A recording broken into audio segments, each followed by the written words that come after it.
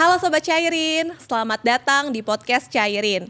Salam kenal ya, saya Diana sebagai host pada episode ke-6. Nah, di episode 6 kali ini kita akan ngebahas seputar perlindungan data pribadi di era cybercrime. Nah, di zaman yang serba digital ini, keamanan data pribadi emang menjadi isu ya, semakin mendesak buat kita bahas nih. Perlu juga kita perhatikan, apalagi kasus-kasus yang menyangkut keamanan digital di Indonesia terus meningkat dari tahun ke tahun. Bahkan cybercrime itu nggak hanya menyerang sistem perusahaan loh, tapi juga bisa menyerang individu biasa.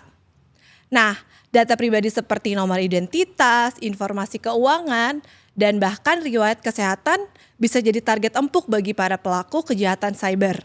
Nah, di sini kita akan ngebahas langkah-langkah preventif yang bisa kita ambil nih oleh setiap individu agar memperkuat keamanan digital. Nah, kebetulan hari ini kita kedatangan Pak Damos dari Internal Audit dan Mbak Intan dari RIS. Nah, kita akan ngebahas lagi nih tentang tadi yang sudah saya sebutin, perlindungan data pribadi di era cybercrime. Nah, selamat datang ya Pak Damos dan Kak Intan udah nyempetin waktunya di podcast Cairin. Ya, halo Kak Diana. Halo, Diana. Apa kabar Pak? Kak, sehat ya? Baik. Nah, mungkin kita langsung aja nih ya Pak ke pertanyaan pertama. Mungkin bisa dari Pak Damos dulu ya. Nah, terkait dengan maraknya kejahatan digital yang ada nih Pak, seberapa penting sih Pak untuk menjaga data diri kita? Apakah dengan kita menjaga data diri itu udah dapat terlindungi Pak dari serangan kejahatan digital ini? Jadi untuk menjawab pertanyaan dari Bu Diana, bagaimana maraknya kejahatan cybercrime belakangan ini tentu sangat perlu dijaga oleh para individu-individu, baik itu dari perangkat komputernya atau laptop maupun dari handphonenya, di mana tidak cukup hanya untuk memastikan bahwa data yang dia berikan kepada orang lain itu sudah terjaga. Tentunya harus dipastikan bagaimana ponsel atau device mereka seperti laptop atau perangkat komputernya itu sudah terpassword.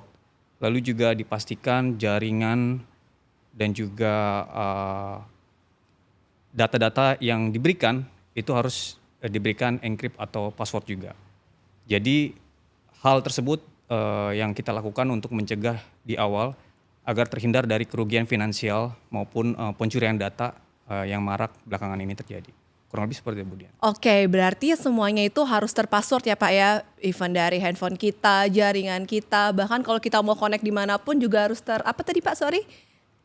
Harus terjaga. Oh, terjaga. Data yang dikirim maupun jaringannya harus dipastikan juga terhindar dari virus. Oh, oke, agak terhindar dari virus juga ya Pak ya. Nah, kalau untuk data diri dari peminjam sendiri Pak, kalau misalkan ngajuin pinjaman Pak di Cairin, apakah pasti aman Pak? Tentunya pasti sangat aman ya, karena kita sudah mengikuti regulasi yang diatur oleh pemerintah, khususnya OJK yang menaungi peer-to-peer lending, di mana di dalam POJK 10 tahun 2022 itu sangat diatur. Di POJK 10 itu sangat menekankan terkait keamanan informasi di sana. Kalau kita cari clue-nya keamanan, di situ ada 6 poin. Langsung keluar 6 tentang keamanan yang ada di POJK 10. Jadi bagaimana POJK 10 itu menekankan bahwa perusahaan yang bergerak dalam bisnis teknologi informasi itu harus menerapkan keamanan informasi.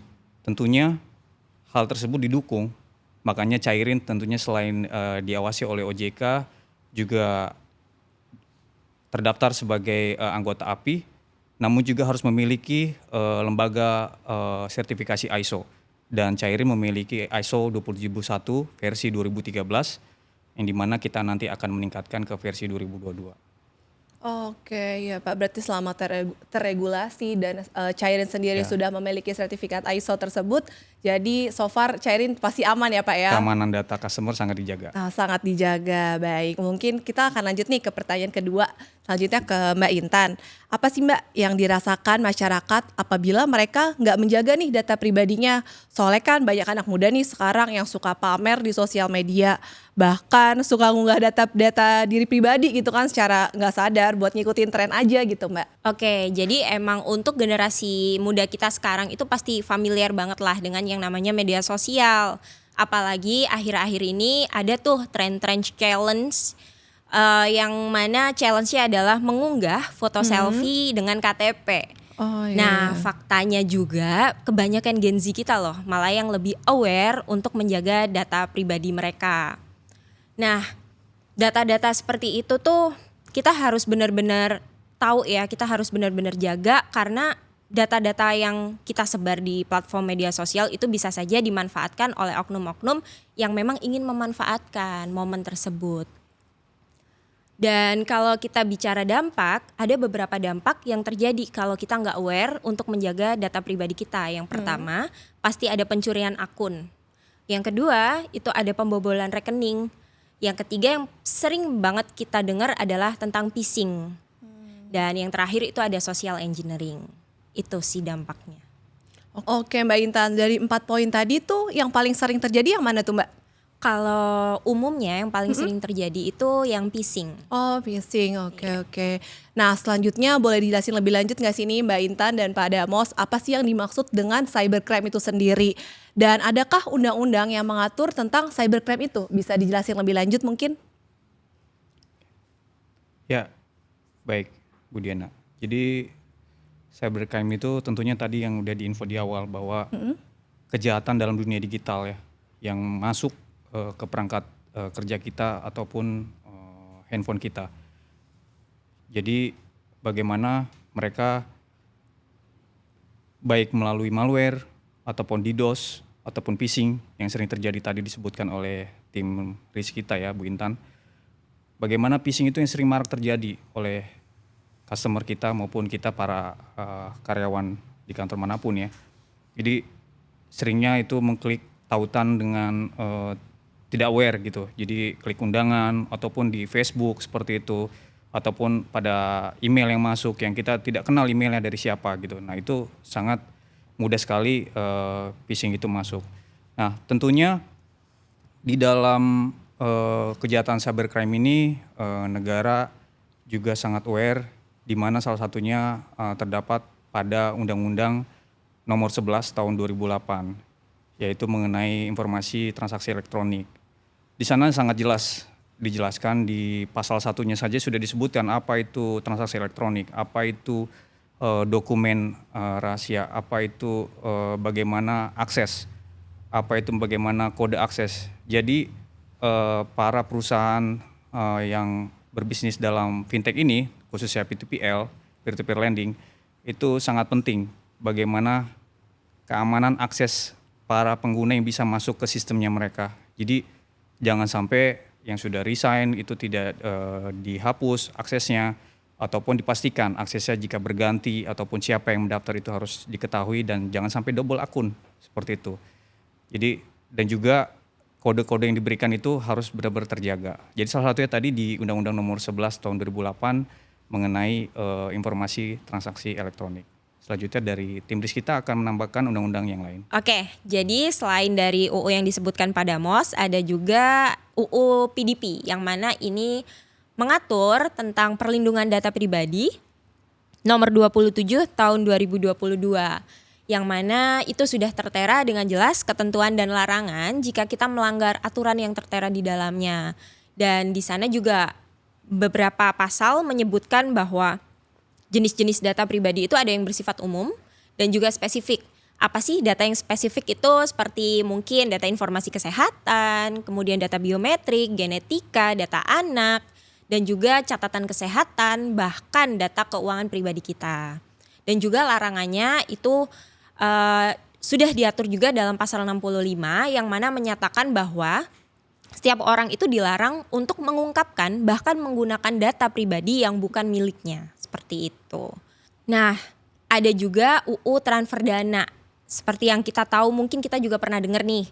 Atau bahkan viewers kita pernah mengalami itu kita dapat dana secara tiba-tiba dari orang yang gak kita kenal. Nah itu hati-hati ya, kita harus aware dengan itu karena sudah diatur di Undang-Undang Nomor 3 Tahun 2011 tentang transfer dana yang sudah termaktub dalam pasal 85 yang menyatakan bahwa setiap orang yang dengan sengaja menguasai dan mengakui sebagai miliknya dana hasil transfer yang diketahui atau patut diketahui haknya dipidana dengan pidana paling lama penjara 5 tahun dan denda paling banyak 5 miliar. Dan itu kita juga harus aware ya dengan itu. Kita juga harus hati-hati kalau dapat dana tiba-tiba, lebih baik di make sure dulu itu dari siapa dan dilaporkan. Setuju. Paling lama tadi 5 tahun ya Mbak Intan Iya. ya. Wah, jadi buat teman-teman sobat cairin nih, kalau misalkan dapat transferan dana jangan langsung diambil. Kita harus make sure dulu ya. Iya betul. Wah, berarti udah cukup banyak ya Mbak ya yang mengatur tentang cybercrime itu sendiri ya. Iya. Udah jelas gitu peraturannya. Selanjutnya boleh diinfo nggak sih apa aja macam-macam nih dari serangan kejahatan digital tuh? Oke, terima kasih Bu Diana. Jadi sesuai dengan tema kita ini tentang cybercrime. Tentunya apa itu kejahatan cybercrime? Berarti seperti yang diinformasikan di awal tadi bahwa suatu kejahatan digital ya, yang dimana para penjahat tersebut dapat masuk ke perangkat kerja kita, baik komputer, laptop ataupun device handphone kita, ketika kita ada keamanan yang lengah. Contohnya tadi password yang tidak unik atau tidak cukup aman sesuai dengan ISO 27001 ataupun pada perangkat kerja tidak memiliki antivirus, yang dimana itu dapat masuknya diserang phishing ataupun DDoS ataupun malware ya. Jadi di sana tim IT kita tentunya sangat dibantu juga dengan POJK 4 tahun 2021 mengenai manajemen risiko teknologi informasi. Tentu ini akan bekerja sama dengan tim RIS, bagaimana keamanan teknologi kita itu harus berjalan dengan baik. Tentunya tadi keamanan data perusahaan, keamanan data nasabah, itu dari mulai hulu sampai ke hilir harus dipastikan bahwa data customer itu sangat terjaga dengan baik. Jadi untuk Sobat Cairin tentu tidak perlu ragu untuk bekerja sama dengan Cairin. Jadi salah satunya seperti itu mengenai apa itu kejahatan cybercrime. Jadi ketika untuk menyiasati itu kita harus punya cyber security. Ya tentunya tadi itu kita melaksanakan atas amanat dari POJK 10 tahun 2022, SCOJK 19 tahun 2023 maupun khususnya mengenai manajemen risiko teknologi informasi di POJK 4 tahun 2021. Tentunya perusahaan teknologi itu harus juga menerapkan ISO 27001, baik itu versi 2013 maupun yang akan beradaptasi ke 2022 versinya. Di mana sangat penting untuk keamanan jaringan, lalu juga data masking ya, lalu juga web filtering, lalu juga bagaimana threat intelligence. Di sana di versi 2022 akan diadopt dan dipersiapkan untuk menghadapi cybercrime yang sangat marak belakangan ini. Seperti itu Bu Dia. Oke, selain dari yang pada Mos jelaskan tadi, mungkin yang sering terjadi itu di manajemen risiko ya. Itu yang sering kita handle adalah hal-hal yang berkaitan dengan framing handphone. Bahasa kita itu adalah framing handphone. Kalau yang nggak tahu framing handphone itu apa, jadi fraudster itu biasanya mengirimkan URL atau web palsu nih. Oh, web palsu ya. Iya. Ya. Aku pernah dapet tuh Mbak dari WhatsApp ya biasanya ya. Betul, dari WhatsApp memang mereka sengaja untuk mengirim itu biar kita mengakses atau mengklik hal itu.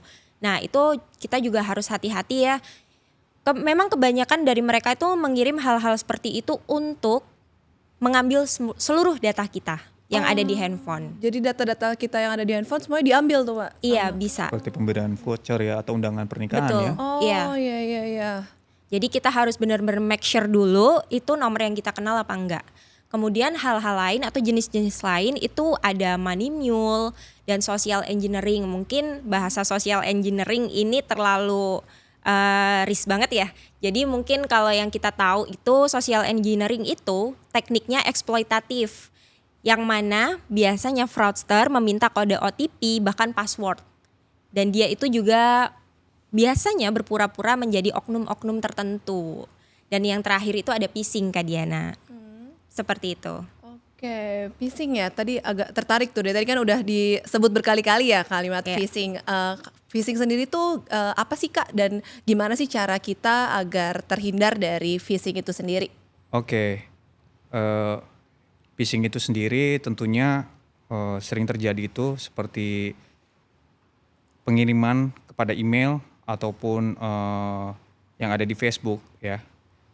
Ketika kita melihat suatu link yang sangat menarik, misalnya pemberian voucher, kupon ataupun undangan pernikahan. Nah, seperti hal tersebutlah phishing itu dapat masuk ketika kita individu lengah ya. Jadi hal tersebut yang harus perlu diperhatikan oleh para sobat cairin. Oke. Nah, kalau misalkan kita udah terlanjur nih Pak kejebak terkena phishing, apa sih yang harus kita lakuin? Satu, biasanya kita ketika mengklik itu pertama kali kita dipancing untuk masuk ke suatu tema tersebut. Nah, kira-kira ketika aneh, misalnya voucher apa, tapi ternyata saya nggak kerjasama nih sama P2PL ini atau sama bank ini.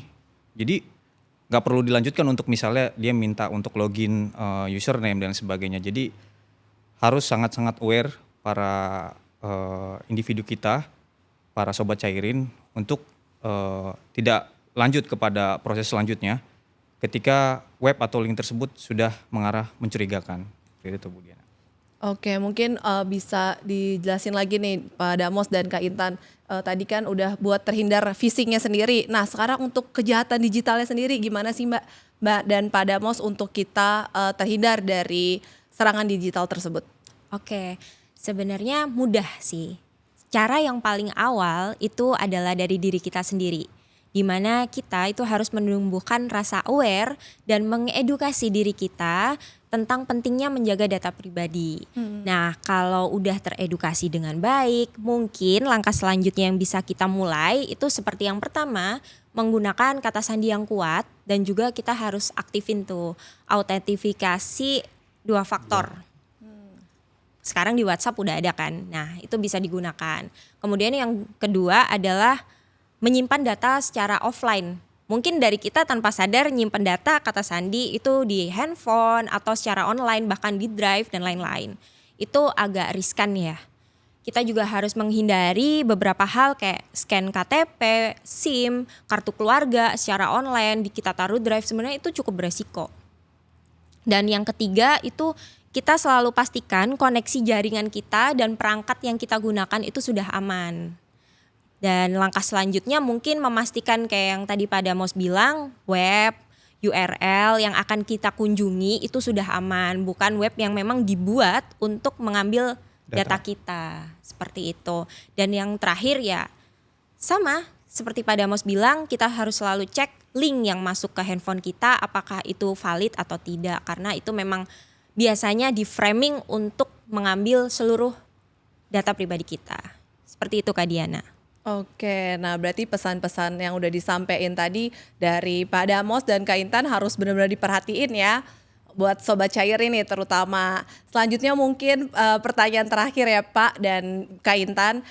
Boleh deh disampaikan ini pesan dari Bapak dan Ibu terkait kejahatan digital dan gimana sih masyarakat harus bersikap?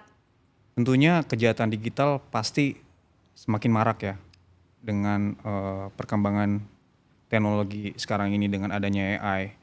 Jadi khususnya Cairin itu sendiri sudah mengambilkan langkah-langkah yang cukup preventif ya dengan mengikuti apa yang diamanatkan oleh OJK dan juga menerapkan untuk keamanan informasi yang diakomodir secara aneks-aneksnya ayat-ayatnya itu di dalam ISO 27001.